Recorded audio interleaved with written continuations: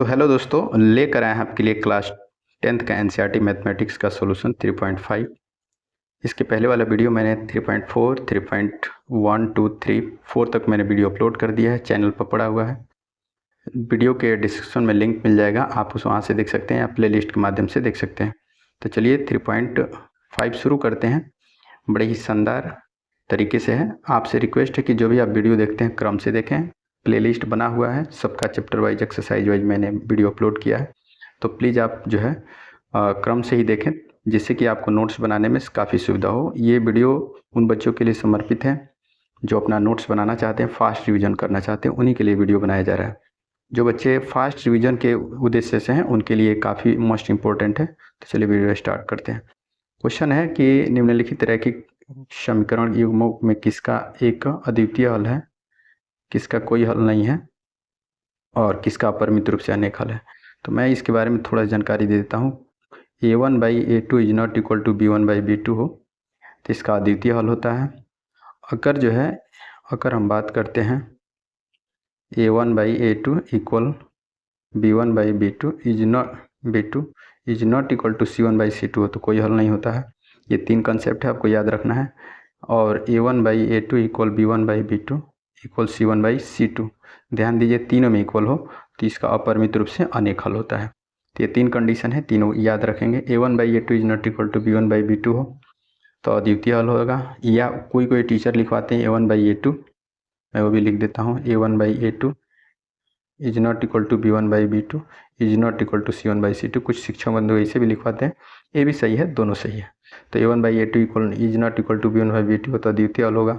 a1/a2 is equal to b1/b2 is not equal to c1/c2 तो कोई हल नहीं होगा। और a1/a2 equal b1/b2 equal c1/c2 हो तो इसका अपरिमित रूप से अनेक हल होगा। ये तीन कॉन्सेप्ट याद रखना है। आइए क्वेश्चन देखते हैं। चेक करना है किसका अद्वितीय हल है या नहीं। यदि इन्होंने साफ शब्दों में लिखा है कि यदि इसका अद्वितीय हल है तो इसको ब्रजगुण विधि से बनाना है। इसके पहले मैंने दो तरह के जो है मेथड पढ़ाया, प्रतिस्थापन और विलोपन, उसको आप देख लीजिएगा। चलिए वीडियो स्टार्ट करते हैं।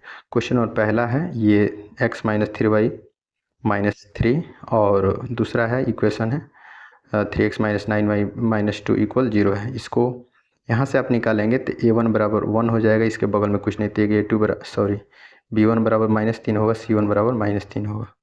ठीक है, इसी तरह से a2 निकालेंगे तो a2 बराबर 2 होगा, b2 बराबर -9, c2 बराबर -2 हो जाएगा। अब जो है ध्यान दीजिएगा कि जब प्रतिस्थापन विधि से आप बनाएंगे तो इसको ध्यान से पहले इसको बता देते हैं तब उसको बताते हैं। चलिए तो यहाँ देखते हैं a1/a2 निकाले 1/2, b1/b2 निकालते हैं, इसका 1/3 है, यहाँ पे 1/3 है, यहाँ पे 3/2 आ रहा है। तो आप देख पा रहे हैं दो इक्वल है बट तीसरा बराबर नहीं है तो इसका कोई हल नहीं है। और जब कोई हल नहीं होगा तो इसको बज्रगुणन विधि से नहीं बनाएंगे। ये आपका आंसर कंप्लीट हो गया। क्वेश्चन नंबर दूसरा देखते हैं। क्वेश्चन नंबर दूसरा देखिए, क्वेश्चन नंबर दूसरा है, क्वेश्चन नंबर दूसरा देखिए, दूसरा है ये 2x + 5 बराबर 0, 3x + 2y इक्वल 8 है। इसको आप इसको 0 के बराबर पहले कर लीजिएगा, ठीक है ना। 2x - 5 बराबर 0 और ये 3x + 2y - 8 बराबर 0। 0 के बराबर करके ही बनाएंगे क्योंकि बज्रगुणन में 0 के बराबर करके ही बनाया जाता है। ध्यान दीजिएगा, ऐसे बनाएंगे तो डायरेक्टली दिक्कत हो सकता है, ठीक है। तो a1 का मान यहाँ से 2 हो जाएगा, b1 का मान 1 हो जाएगा, c1 का मान -5 हो जाएगा, a2 का मान 5 होगा, b2 का मान 2 होगा, c2 का मान इधर लाएंगे तो माइनस होगा, इसीलिए इन्हें माइनस लिखा है।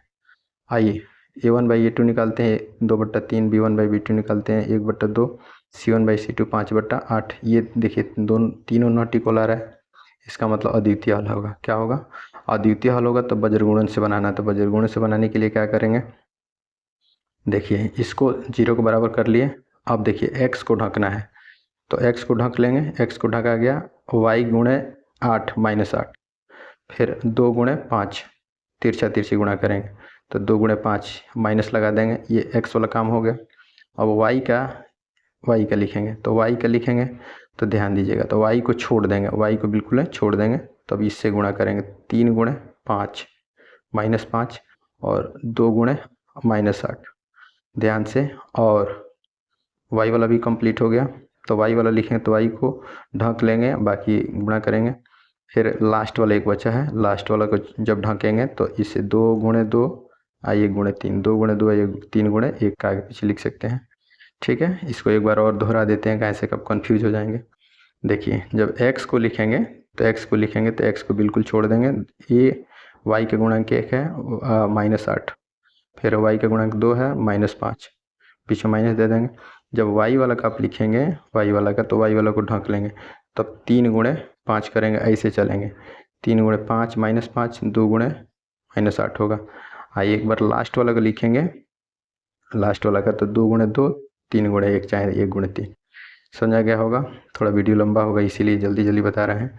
अब आप इसे गुणा करेंगे, 1 में 8 से गुणा -8, 2 5 10, माइनस माइनस प्लस हो जाएगा, यहाँ माइनस है, x बटा -8 प्लस 10 हो जाएगा, y बटा यहाँ पे हो जाएगा -3 5 15, 2 गुणे -8, तो ये 8 दूनी 16 हो जाएगा, और 1 बटा 2 दूना 4, 3 में 1 से गुणा 3, ये हो जाएगा x बटा 2। यहाँ देखिए 16 में से 15 घटेगा तो y बटे 1 हो जाएगा, 1 बटे 1। अब आपको करना क्या है, एक बार ना इसके इक्वल कर लेंगे, यानी x बटा 2 बराबर 1 बटे 1 होगा। तिरछा तिरछी गुणा कर देंगे तो x बराबर 2 हो जाएगा। उसी तरह से एक बार y वाला को इसके बराबर करेंगे, लास्ट वाला कहता है y बटा 1, तिरछा तिरछी y में 1 से गुणा 1, y में 1 से गुणा 1, 1 में 1 से गुणा, तो x का मान 2 आ गया, y का मान 1 आ गया। तो इस तरह से क्वेश्चन हम लोग बनाते हैं, थोड़ा फास्ट बनाएंगे, कोशिश करेंगे। चलिए, इसके बाद क्वेश्चन नंबर तीसरा है, इसको भी वैसे ही करना है, 0 के बराबर कर लेना है। यहाँ से a1 का 3 हो जाएगा, b1 का -5 होगा, c1 का -20 हो जाएगा, a2 का 6 होगा, b2 का -10 होगा, c2 का -40 होगा।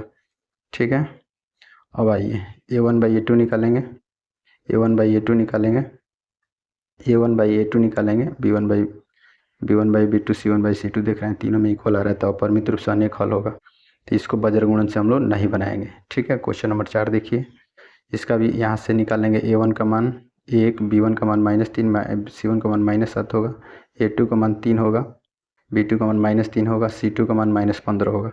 देखिए, मैंने पहले शुरू में ही बोला कि वैसे बच्चों के लिए वीडियो समर्पित है जो फास्ट रिविजन करना चाहते हैं, तो अभी मत कहिएगा बहुत तेज़ बता रहे हैं। ठीक है, अब a1/a2 निकालेंगे 1/3, b1/b2 निकालेंगे 1/2, 1/1 मैंने कट जाएगा 3 से 3, c1/c2 निकालेंगे 7/15।